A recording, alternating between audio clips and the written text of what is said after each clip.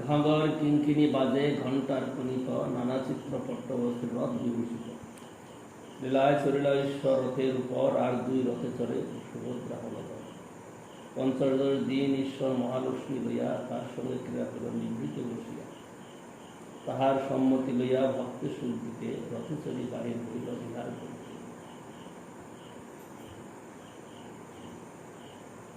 সুষ্ম শ্বেতবালু পথে পুলিনের সম দুই দিকের প্রকাশক যেন বৃন্দাবন রথে চড়ি জগন্নাথ করিলা গমন দুই পাশে তেজি চলে আনন্দিত মন গৌর সব রথ প্রাণে করিয়া আনন্দ ক্ষণে সিদ্ধ চলে রথ ক্ষণে চলে মন্দ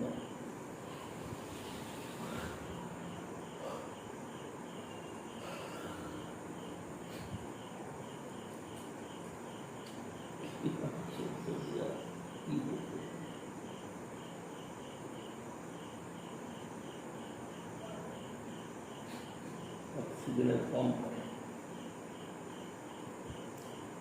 ক্ষণে স্থির হইয়া রহে টানিলেও না চলে ঈশ্বর ইচ্ছায় চলে না চলে কারো বলে তবে মহাপুরুষ সব লইয়া ভক্তগণ সহস্তে পড়াইল সবে মাল্যচন্দন পরমানন্দ পুরিয়ার ভারতী ব্রহ্মানন্দ শ্রীহস্তে চন্দন পাইয়া বাড়িল আনন্দ অদ্বৈতাচার্যার প্রভু নিত্যানন্দ শ্রীহস্ত স্পর্শ দুয়ার হইল আনন্দ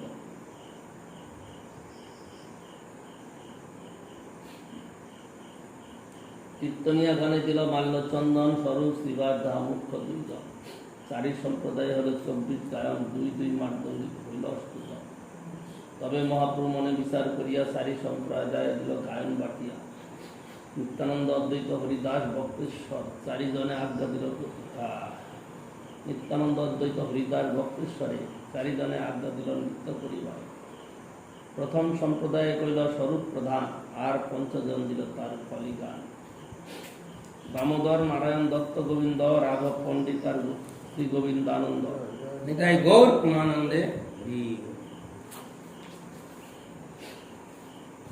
অদ্বৈতের নৃত্য পরিবারে আজ্ঞা দিল শ্রীবাস প্রধান আর সম্প্রদায় কইল গঙ্গাদাস হরিদাস শ্রীমান শুভানন্দ শ্রীরাম পণ্ডিত তাহা নাচে নিত্যানন্দ বাসুদেব গোপীনাথ মুরারি যাহা গায় মুকুন্দ প্রধান কইল আর সম্প্রদায় শ্রীকান্ত বল্লভ সেন আর দুইজন হরিদাস ঠাকুর তাহা করেন নর্তন গোবিন্দ ঘোষ প্রধান কইল আর সম্প্রদায় হরিদাস বিষ্ণুদাস রাঘব যাহা গায়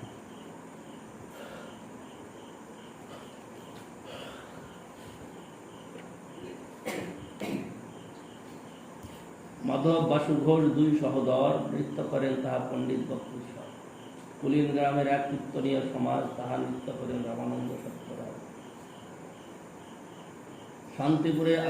শান্তিপুরের আচার্যের এক সম্প্রদায়, অচ্যুতানন্দ নাচে প্রচার সরকার। খণ্ডের সম্প্রদায় করে অন্যত্র কীর্তন, নরহরি নাচে তাহা রঘুনন্দন। জগন্নাথের আগে চারি সম্প্রদায় গায়, দুই পাশে এক সম্প্রদায়। 7 সম্প্রদায় বাজে 14 মাদল, যার ধ্বনি শুনি বৈষ্ণব হইল পাগল। বৈষ্ণবের বেগ ঘটায় হইল বাদল, কীর্তনানন্দে সব বর্ষে নৃত্যদল। ত্রিভুবন ভরে উঠে কীর্তনের ধ্বনি, অন্নবাদ্যাদির ধ্বনি কিছুই না শুনি। সাতটাই বলে প্রভু হরি হরি বলি, জয় জগন্নাথ বলেন হস্তযুগতি।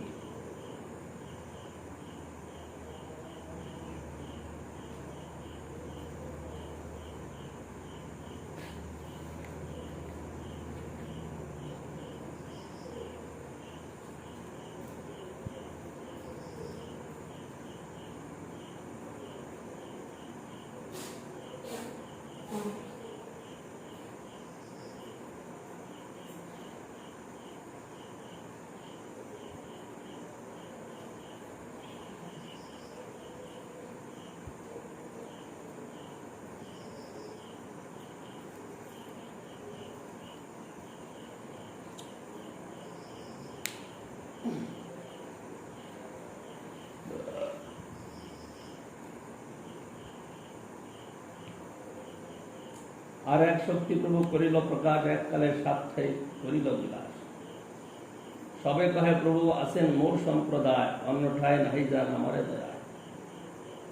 ইহ লোকিতে নারে প্রভুর অচিন্ত শক্তি, অন্তরঙ্গ ভক্ত জানে তার শুদ্ধ ভক্তি। কীর্তন দেখিয়ে জগন্নাথ হরষিত, সংকীর্তন দেখে রথ করিয়া স্থগিত। প্রতাপ রুদ্র হইল পরম বিস্ময়, দেখিতে বিবশ রাজা হইল প্রেমময়।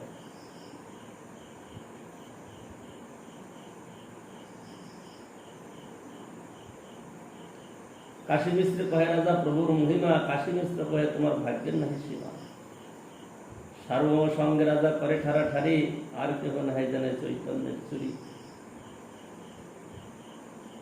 যারে তার কৃপা সেই জানিবারে পারে, কৃপা বিনা ব্রহ্মাদিগ জানিবারে নারে। রাজার তুচ্ছ সেবা দেখি প্রভুর তুষ্ট মন, সেই তো প্রসাদে পাইল রহস্য দর্শন। সাক্ষাতে না দেয় দেখা, পরোক্ষে তো দয়া, কে বুঝতে পারে চৈতন্য চন্দ্রের মায়া। সার্বভৌম কাশী মিশ্র দুই মহাশয়, রাজারে প্রসাদ দেখি হইলা বিস্ময়। কি বুঝলে? এই পাঠে কি বুঝলে? যে এতক্ষণ যে বললাম, রথের কথা, সম্প্রদায়ের কথা গেল, তারপরে সাতটাই বলে প্রভু হরি হরি বলি, জয় জগন্নাথ বলেন হস্তযুগত। 7টা সম্প্রদায়, তার 4 সম্প্রদায় আগে, 2 সম্প্রদায় রথের 2 পাশে, আর 1 সম্প্রদায় পিছে। তারা কীর্তন করছে, সব নৃত্য করছে। আর এক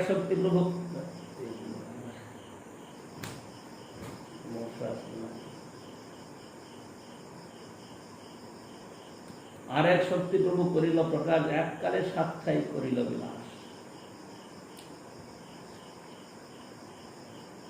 সকলের কীর্তনের মধ্যেই আছে একাই।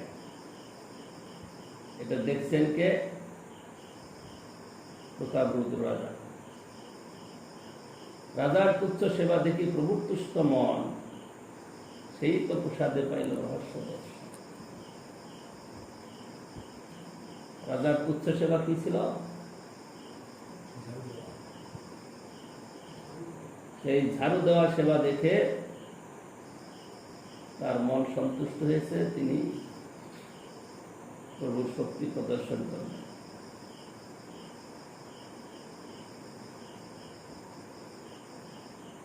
তিনি যে অচিন্ত শক্তিমান, অনন্ত শক্তিমান, তিনি যে স্বয়ং ভগবান, এটা তো বিশ্বাস করেন প্রতাপ রুদ্র। কারণ সার্বভৌম পণ্ডিতের মতো লোক যখন মানছেন, তিনি মুখে মানছিলেন না, আর এখন প্রত্যক্ষ করে দিলেন। সারম ভট্টাচার্য তো মহাপুরুষ সঙ্গে তর্ক করছে, কিন্তু যখন তর্কে হেরে গেলেন তখন মহাপ্রভু তাকে যখন রূপ দেখালেন তখন তো পায়ে পড়ে গেলেন। তো ঐশ্বর্য না থাকলে হয় না, ঐশ্বর্য অনেক সময় দমন করে, ঐশ্বর্য না থাকলে হবে না। ওই কি কথা আছে না,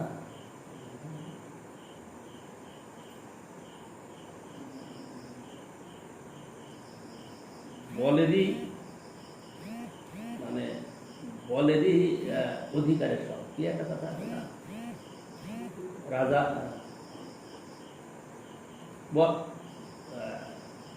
বীরভোগ্যা বসুন্ধরা বলে না, বীরভোগ্যা মানে বসুন্ধরাকে ভোগ করতে পারবে না সেটা আলাদা কথা, কিন্তু যার শক্তি আছে তার কাছে সকলেই মাথা নত। ভক্তের কাছে শক্তি কি? ভগবান অচিন্ত লীলাময়, তার লীলাটাই যথেষ্ট। উনি ওই জায়গাটা একটু বললেন তো, ওই জায়গাটা বুঝতে পারি না। চৈতন্য চৈতন্যের আদি লীলা ৩য় পরিচ্ছেদ 14-15 নম্বর পয়েন্ট, ৩য় পরিচ্ছেদে 14-15 নম্বর ওখানে আছে, সকল জগতে মরে করে বিধিভক্তি, বিধিভক্তি ব্রজভাব পাইতে নারে শক্তি, ঐশ্বর্য জ্ঞানে সব জগৎ মিশ্রিত, ঐশ্বর্য শিথিল প্রেমে। এই যে ঐশ্বর্য শিথিল প্রেমে নাই বর্তিত। তুমি আরেকবার এই কথাটাই বলেছিলে না, ওইটা ওই শিথিল জায়গাটা যে তুমি আবার কোন সময়তে এই কথাটাই বলেছিলে। তুমি শ্লোক দুটা মুখস্থ করে রেখেছ, কয়েক দুটা, আর তুমি এর বুঝবার চেষ্টা করো। আমি ওই জায়গাটা বুঝতে পারি না। শীতল তুমি মুখস্থ করে রেখেছ, কিন্তু তুমি ওটা বুঝো না বা বোঝার চেষ্টা করো না। শীতল কথাটা বুঝতে পারিনি। ঐশ্বর্য শিথিল প্রেমে নাহি মোরকৃত।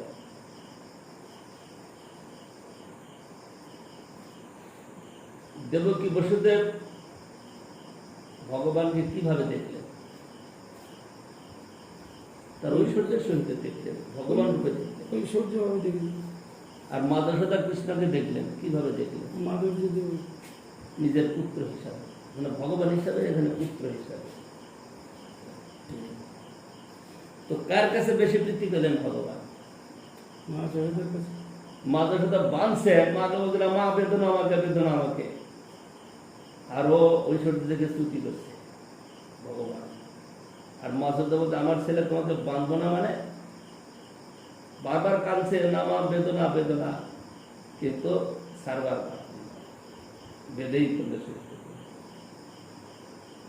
তো ঐশ্বর্য শিথিল প্রেমে, যেখানে ঐশ্বর্যের দ্বারা শিথিল প্রেম,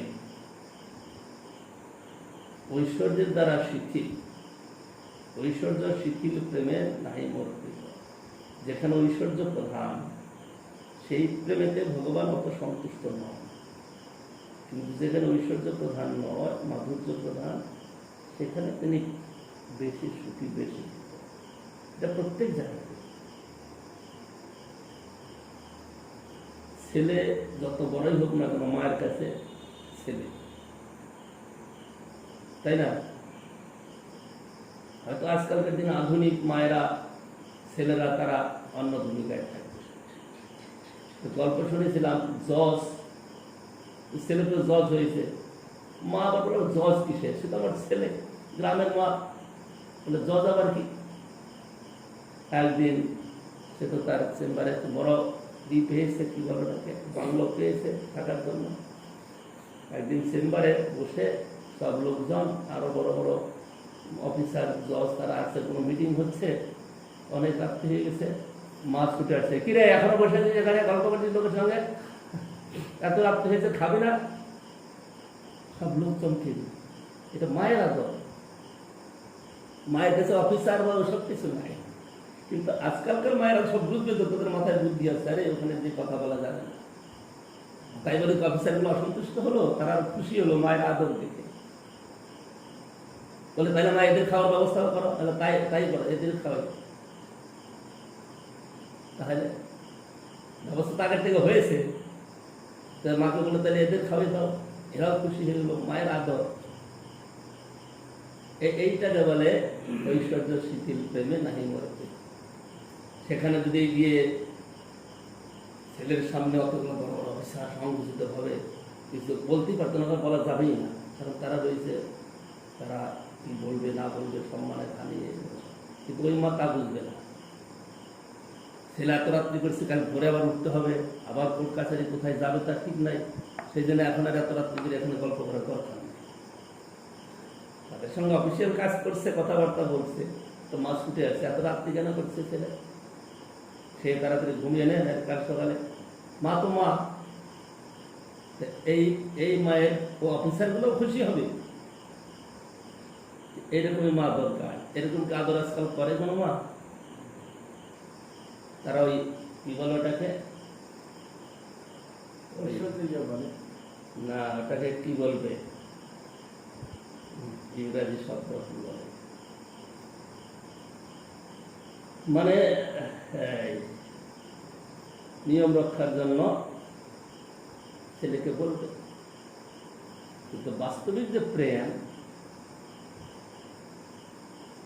এই যে মা ছেলেকে, অফিসার মানে জজ ছেলেকে ডেকে আনবে, আছে গ্রন্থে।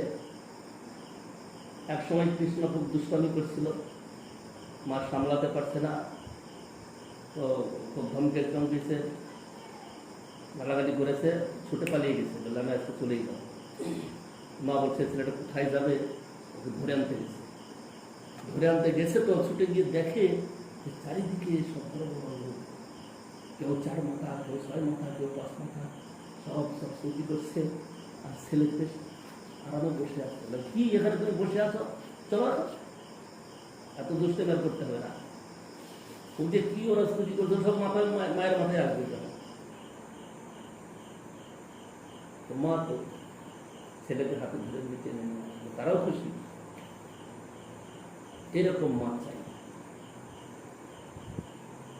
দেবীকে বসে দেবো মা, তাদের মায়ের যে প্রসঙ্গটা সেটা হলো ঐশ্বর্য যারা স্তুতি, কৃষ্ণের মহিমা দেখেছে কি, এও মা দেখলো যে এরা স্তুতি করছে কৃষ্ণকে, কিন্তু এ কৃষ্ণ সেই কৃষ্ণ নয়, এই তো আমার ছেলে কৃষ্ণ। এরা স্তুতি করছে অন্য কাউকে, আমার ছেলেকে কেন? আমার ছেলে তো ছোট্ট বালক, শিশু, সে আমি না খাওয়ালে খায় না, স্নান না করলে করতে পারে না, সে আমি না ঘুমালে করে সে ঘুমাইতে পারে না, যাতে একে আবার স্তুতি কে করবে? এই হলো ওই যে নন্দীশ্বর আছে, শিব ঠাকুর তো লম্বা লম্বা দাড়ি, লম্বা লম্বা জটা, একেবারে দাড়িগুলো জটাতে জমিয়ে গেছে, তো ওইরকম লোক দেখলে সকলে বিকট ভয় পাবে। একদিন শিব ঠাকুর দর্শন করতে আসছে,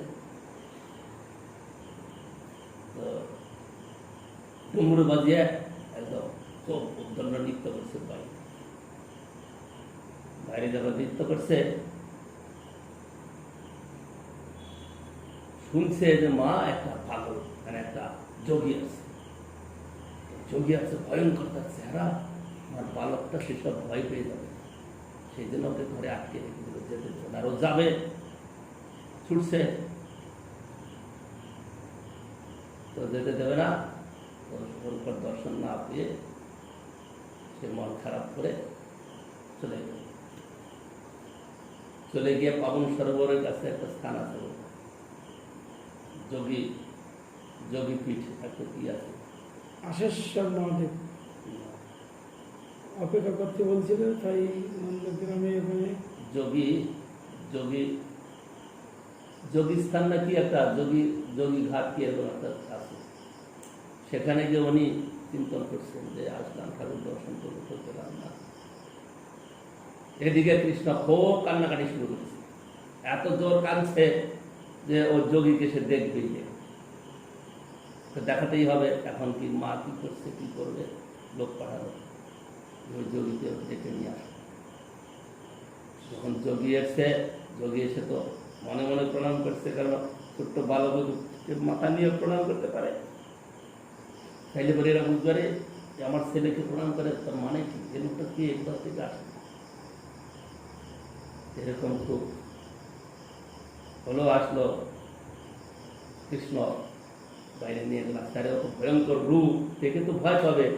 শ্রীকৃষ্ণকে ছেড়ে দিয়েছে, কৃষ্ণ বাস আনন্দ হয়ে গেছে, ওর সঙ্গে নাচানাচি শুরু করেছে। তখন মা যশোদা বলছে, বাবা তুমি আমার এখানেই থাকো, আমার বালকটা তোমাকে থেকে সুখী থাকবে। ওই যে গোপেশ্বর শিব আছে পাশে, গোপেশ্বর বলছি নন্দীশ্বর, নন্দগাঁও যে নন্দ ভবন তার পাশেই গোপেশ্বর শিব, সেই মানে পাহাড়ের উপরে গোপেশ্বর বলছি নন্দীশ্বর শিব। তো এই হলো ঐশ্বর্য শিথিল প্রেম আর ঐশ্বর্য মানে কি বলে মাধুর্য। যেখানে ঐশ্বর্যের দ্বারা বৃত্তিটা শিথিলতা প্রাপ্ত করে সেখানে ভগবান অতটা খুশি হয়, প্রত্যেকেরই কথা।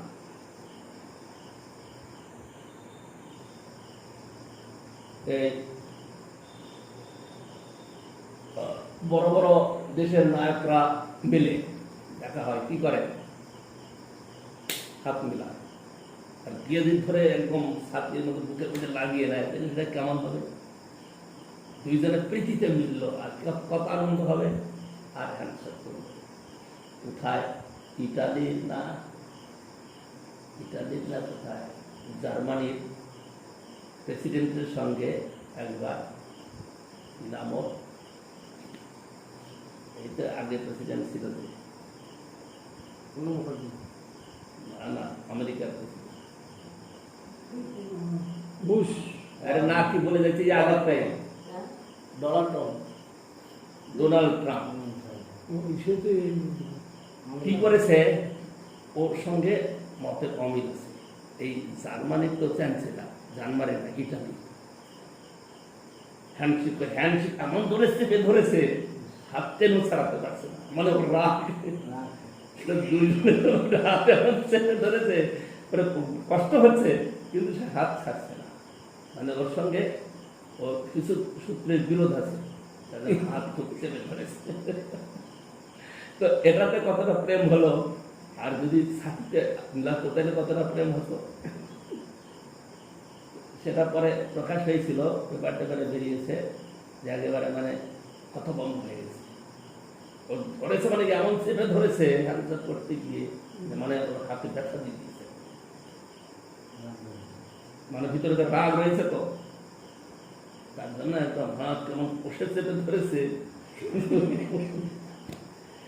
এই ডোনাল্ড ট্রাম্পের সময়। সুতরাং যেখানে ঐশ্বর্য দ্বারা স্বীকৃত প্রেমেতে ভগবান খুশি হয় না। ভগবানকে স্তুতি করবে,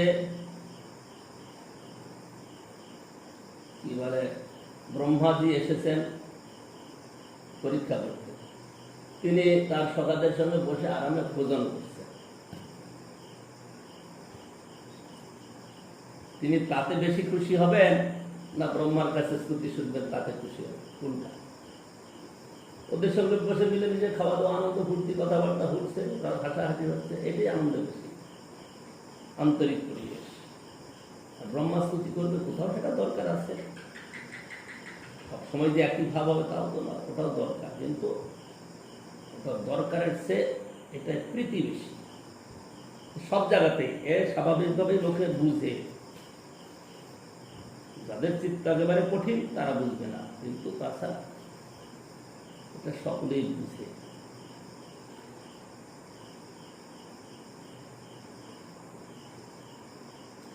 সার্বভৌম কাশী মিশ্র দুই মহাশয় রাজারের প্রসাদ দিকে হইলা বিস্ময়,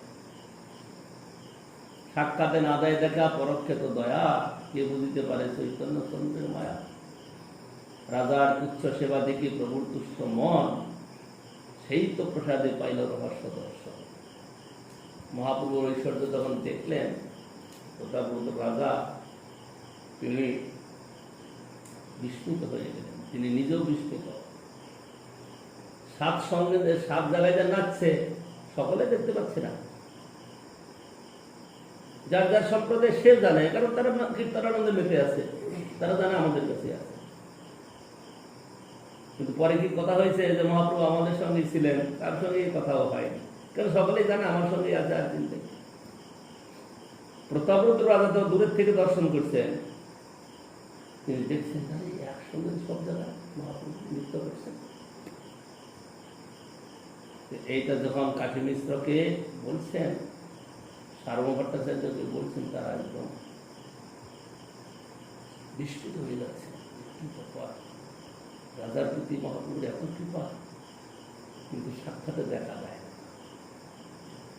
কিন্তু সাক্ষাতে দেখা না দিলেও তার প্রতি যথেষ্ট কৃপা আছে, কারণ সে তো ভক্ত, কিন্তু তার দেখা তো দেয় না কেন? তিনি তো সন্ন্যাসী, সন্ন্যাসীর যে সূত্র, যে সিদ্ধান্ত, সেটা তো তাকে মানতে হবে। তিনি তো সন্ন্যাসী হয়ে লীলা করছেন, মনুষ্য লীলা। তিনি স্বয়ং ভগবান, তিনি সমস্ত ঐশ্বর্যের মালিক, তিনি যত কিছুই হন না কেন, তিনি একটা লোক শিক্ষক, তিনি কোনো ব্যতিক্রম করতে পারেন না। যদি করেন তাহলে তার দেখা দেখি অন্যেরাও করে। এবং প্রভুপাদ তার জীবনে তিনি কঠোর ছিলেন, তিনি তার আচরণ কঠোর আছে। তার আচরণের মতো আর শিষ্যরা অনেকেই করতে পারেন। যদি তিনি ওরকম করতেন, তার শিষ্যদের মধ্যে এরা আরো বেশি করত। যেমন একটা গল্প আমি শুনিয়েছি, ওই নাগপুরের গল্পটা। নাগপুরে গিয়েছিলাম, শাশুড়ি বউর সঙ্গে মিল নাই। কেন মিল নাই? দুজনে ভালো, ঝগড়াঝাটি নাই এমন নয়, কিন্তু দুজনে যে একসঙ্গে থাকবে সেরকম মিল নাই। কেন মিল নাই? শাশুড়ি হলো কিছু ধর্মপ্রাণমতী, ধার্মিক মতী, আর বউটা অতটা পালন করতে চায় না। তো ছেলেটা এসে আমাকে বলছে, মহারাজ আপনি মাকে একটু বুঝান, এই দুইজনের সঙ্গে অমিলটা তো ভালো না, মা কমসে কম একটুখানি ছেড়ে দিই, কি বলে, একটু কম্প্রোমাইজ করে নিই, একটু কম করে দিই। মা যে কঠোরতা করছে, দেখাচ্ছে, বৌমাকে বলছে এরকম করতে হবে, একটু কম করে দিই, তাহলে দুইজনে তো মিলে যায়। এ কিছু ছাড়ুক, কিছু নিক, এরকম করে।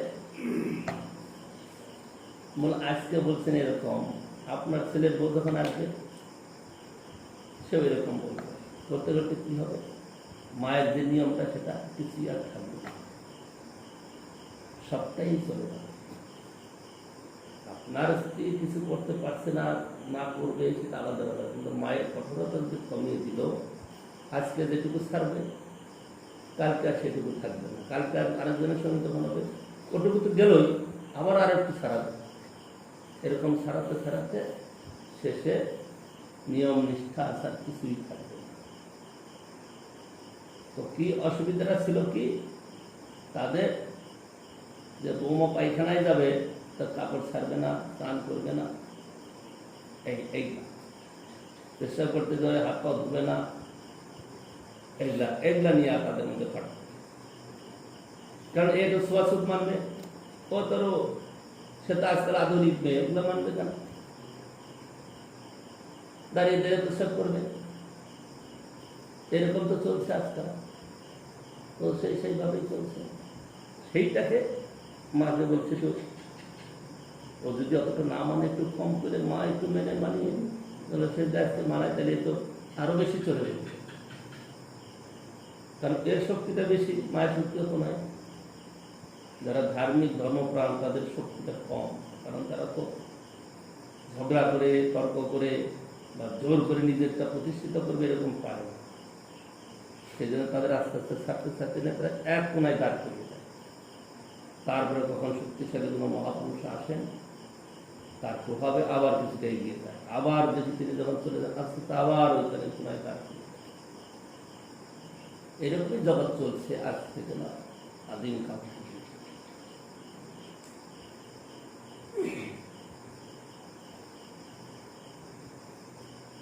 সার্বভৌম কাশী মিশ্র দুই মহাশয়, রাজারে প্রসাদ দেখি হইলা বিস্ময়।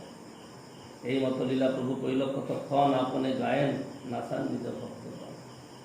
কবু এক মূর্তি কবু হন বহুমূর্তি, কার্য অনুরূপ প্রভু প্রকাশে শক্তি।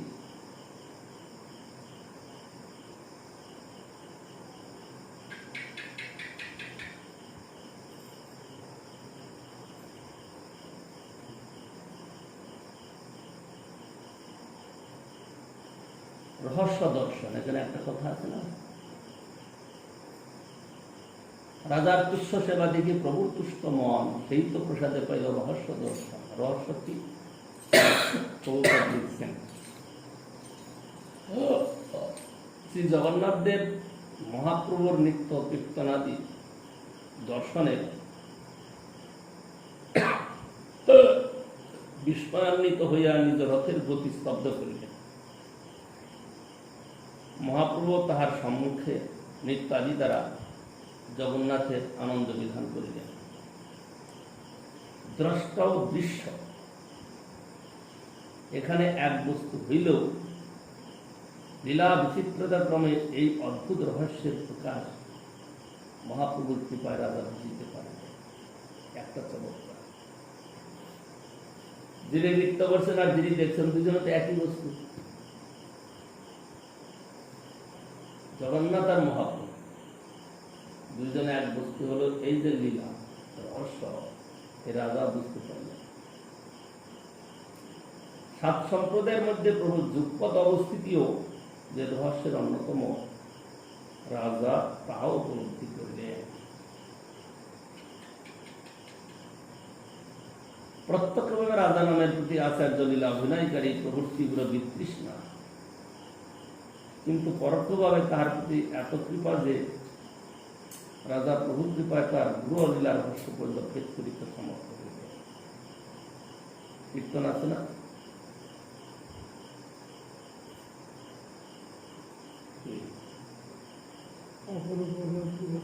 কৃষ্ণ প্রভুমর গোসাই, হ্যাঁ প্রভুমর গৌরাঙ্গ গোসাই, এই কৃপা করার জন্য তোমার গুণ গায়। দেশে কুলের জন্ম হও, দেশে দেহ পাইয়া,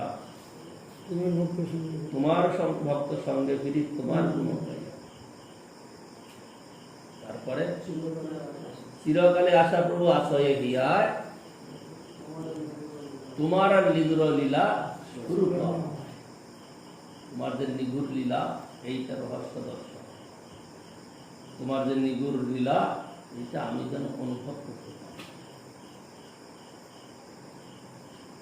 রাজা প্রভু কৃপায় তাহার গৃহ লীলা রহস্য পর্যন্ত ভেদ করিতে সমর্থ হইলেন। বাস্তবিক মহাপ্রভুর এই কৃপা ও বঞ্চনা লীলা অর্থাৎ যুগপৎ ঈশ্বর ও জীববৎ লীলার তাৎপর্য তাহারই ঐকান্তিক ভক্ত ব্যতীত অপর কেহই বুঝিতে সমর্থ নহে।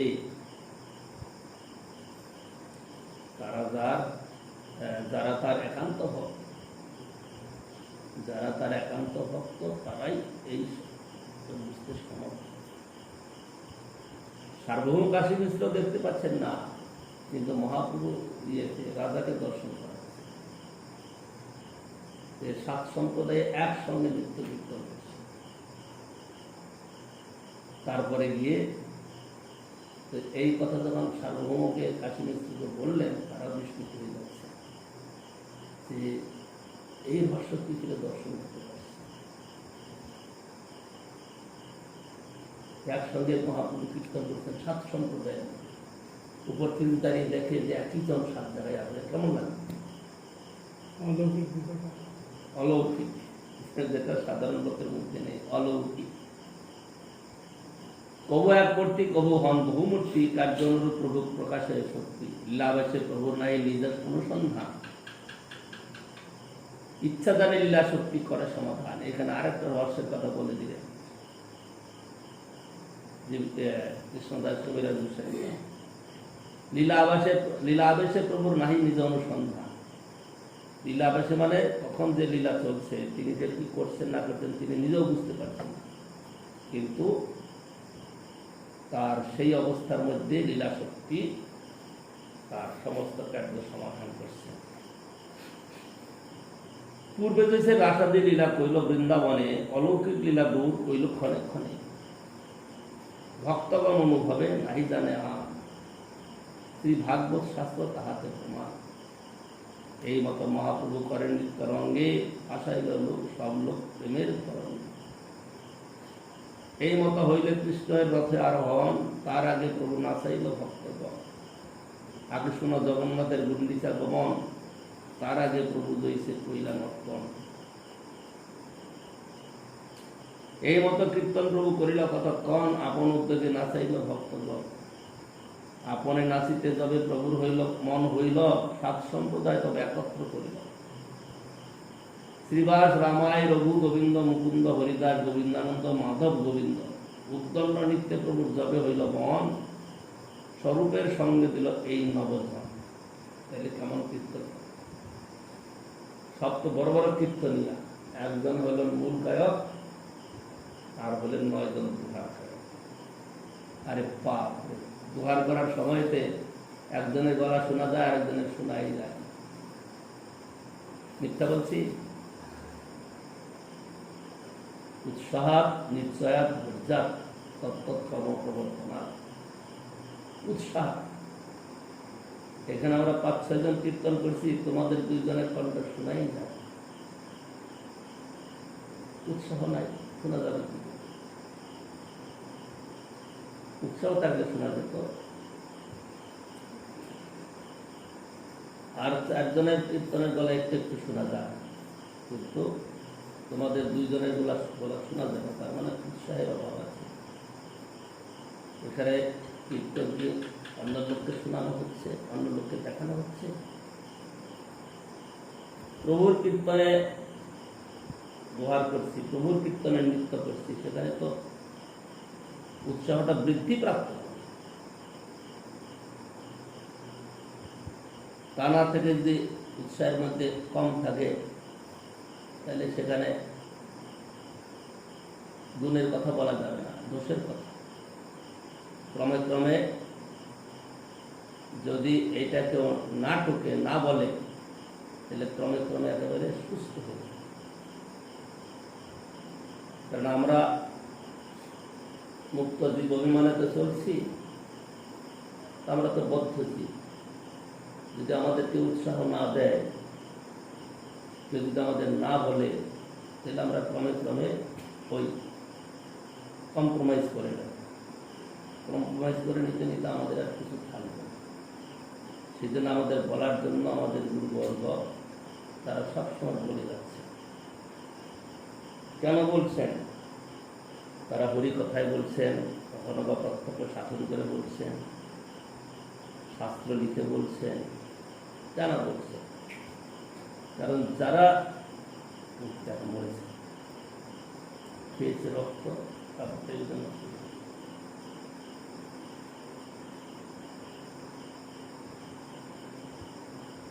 তারা যদি এরকম না করেন, তাহলে আমাদের মতো দুর্বল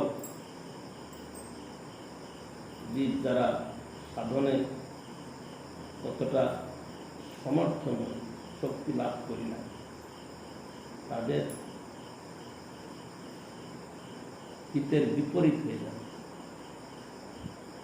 কারণ তারা আস্তে আস্তে আরো নির্ভীক হয়ে যাবে, উৎসাহ হারিয়ে ফেলবে। বলে দিচ্ছেন উৎসাহ করে ভজন করতে হবে। ভজনে উৎসাহ, ভক্তিতে বিশ্বাস, প্রেম লাভে ধৈর্য ধন, ভক্তি অনুকূল কর্ম প্রবর্তন, অসৎসঙ্গ বিসর্জন। এগুলা বারবার ওই কথায় বলছেন, গ্রন্থ লিখে বলছেন।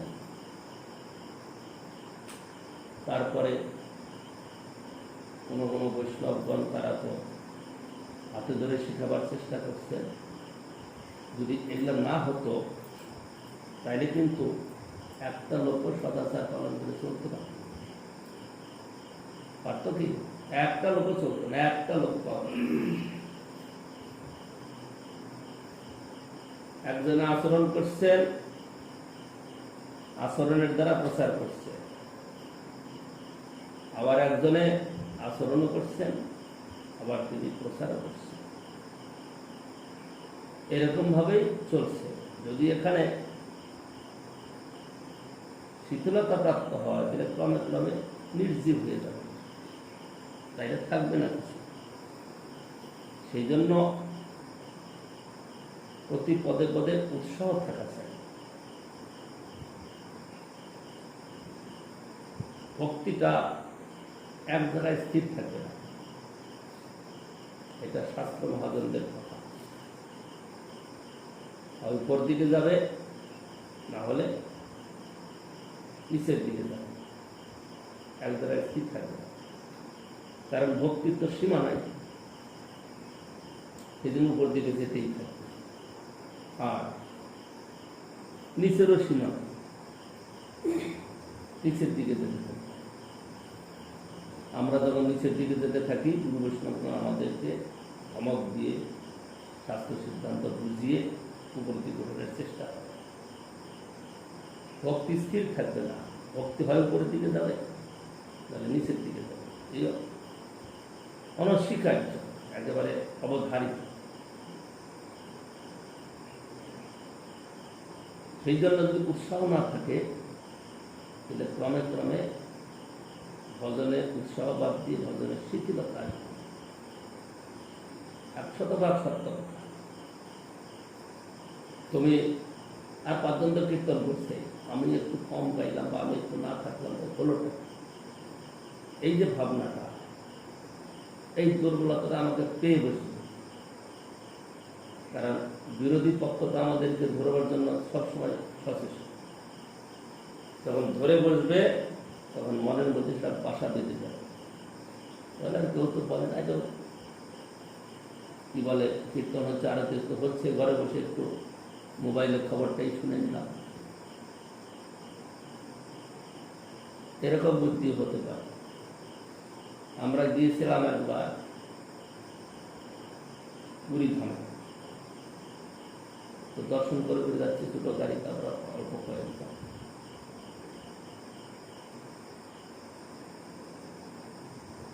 দর্শন করে করে যাচ্ছি, গেলাম দণ্ডভাঙ্গা নদীতে। নদীর ওখানে সন্ধ্যা প্রায় লেগে গেছে। ওখানে কপোতেশ্বর শিব দর্শন করে আমরা গেলাম ওপারে। ওখানে গেলাম, ইস্কনের একটা জায়গা করেছে, ভক্ত আছে। সেখানে একজন ভক্ত, মানে আমরা দর্শন করতে চাই ওপারে, কি বলে, দণ্ডভাঙ্গা নদীর দণ্ডভাঙ্গা স্থানটা, সেখানে একটা মন্দির আছে, মহাপ্রভু রাধা গোবিন্দের মন্দির আছে। একজন ভক্ত আমাদের নিয়ে দর্শন হলো, সন্ধ্যা লেগে গেছে। কিন্তু ওখানে আরতি কীর্তন হচ্ছে, সেখানে লোক নাই, ওখানে অনেক লোক, কিন্তু আরতি কীর্তন হচ্ছে, সেখানে লোক। এটা আমি অনুভব করি। আরতি কীর্তন হচ্ছে, ওখানে দেখলাম এদিক গল্প করছে, ওদিক গল্প করছে, এরকম। তো এরকম মনে মনে চলতে থাকবে, আস্তে আস্তে একেবারে শিথিল হয়ে যাবে, কেউ বলার নাই তো। বিশেষ করে কোনো প্রধান প্রধান মঠ, সেখানে এরকম অবস্থা দাঁড়িয়েছে। সেখানে বলার কিছু নাই, বলার কেউ না। সন্ধ্যার সময় যাওয়া আরতিতে 50 জন লোক প্রসাদ পাওয়ার সময় বসবে, 5-7 জনও পাবে আরতির সময়। বহুদিন আগের কথা, বহুদিন মানে 20 বছর হয়ে যাবে। গুরু মহারাজের আবির্ভাব তিথির আগের দিন মায়াপুরের সিধা পাঠানো হয়। তো সিধা দিতে আমাদের ভুবন মোহন প্রভু, আমি কয়েকজন গিয়েছি। আমরা যেতে যেতে আমাদের সন্ধ্যা হয়ে গেছে। যোগপীঠে আমরা গিয়েছি, যোগপীঠে দর্শন করলাম, সেখানে আরতি হচ্ছে। যিনি পরিচালক ওখানকার মহারাজ ইনচার্জ, তিনি ঘন্টা বাজাচ্ছেন, এমন ঘন্টা বাজাচ্ছেন, জয় জয় মোরা চাঁদে আরতি কি শোভা। মানে ঘন্টার এত টান দিচ্ছে, এক এক শব্দের সঙ্গে এক একটা টান হচ্ছে। আরেকজন হয়তো কাসর বাজাচ্ছে, 2-3 জন 4 জন, আরতি হয়ে গেল, আরতি হয়ে গেল, আবার চলে আসে। তো আমার মনে হয় তো 30-40 জন লোক থাকেই সবসময়, 3-4 জন লোকে আরতি করা হয়। ওখানে বলার মতো কেউ নাই, করা ভাব নাই, আস্তে আস্তে আস্তে শিথিল হয়ে গেছে। এখানেও তাই,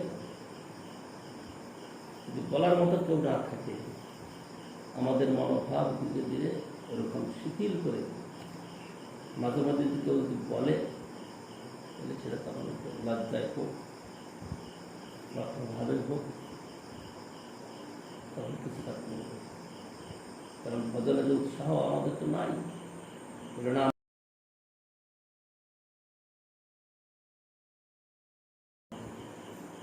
কি লাভ হয়েছে তার?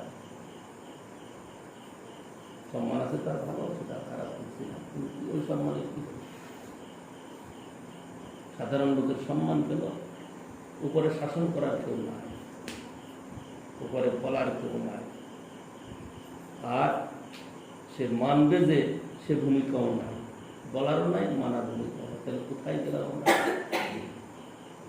আমরা তো সেই নিষ্ঠা রুচির ভূমিকায় যাইনি, যে ভগবানের সেবা আমাদের একটা প্রীতির বস্তু, প্রীতির ভাব। সেখানে আমরা পৌঁছাইনি, আমাদের উপরেও কেউ না, তাইলে সেখানে আমরা তখন দাঁড়িয়ে থাকতে পারি না। বিশৃঙ্খলা করবেই, মানে ভক্তি চলমান দিকে যাবে।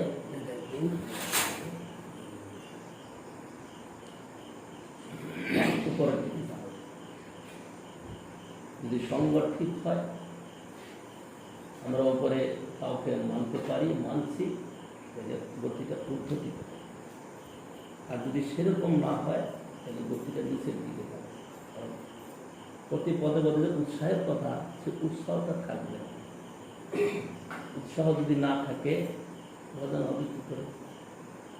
প্রতি পদে পদে উৎসাহ। এই জন্য আমরা কি বলে, গুন্ডিচা মার্জন প্রসঙ্গ প্রভুপাদের লেখা শ্রবণ করলাম, তাতেও এরকমই কথা লেখা আছে।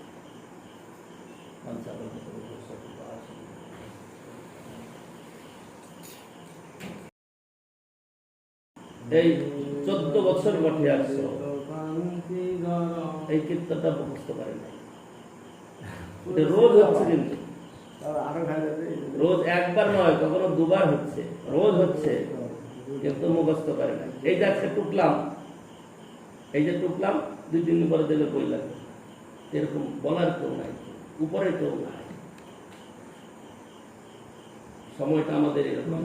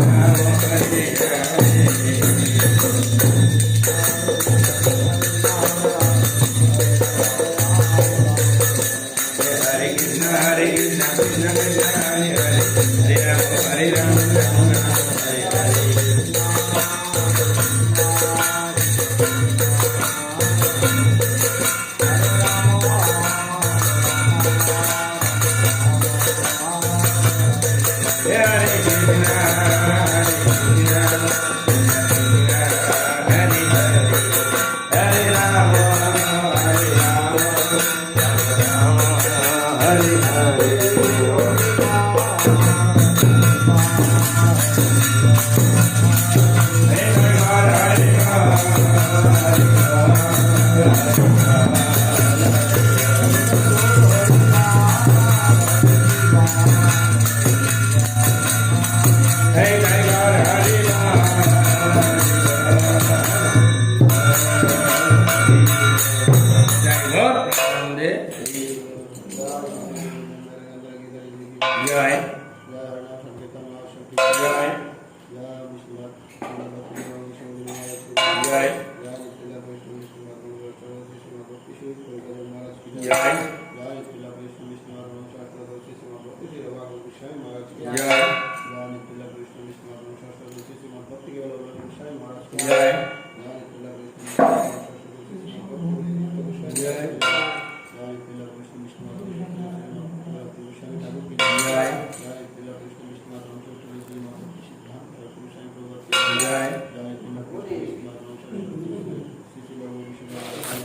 जय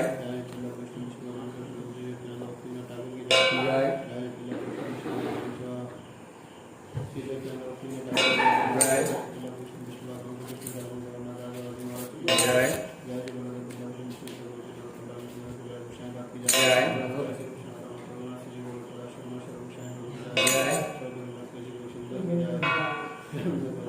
ওটা ওটা ত্যাগ হবে না, ওটা যাবে না, ওটা চলে যাবে, ওটা রক্তের একটা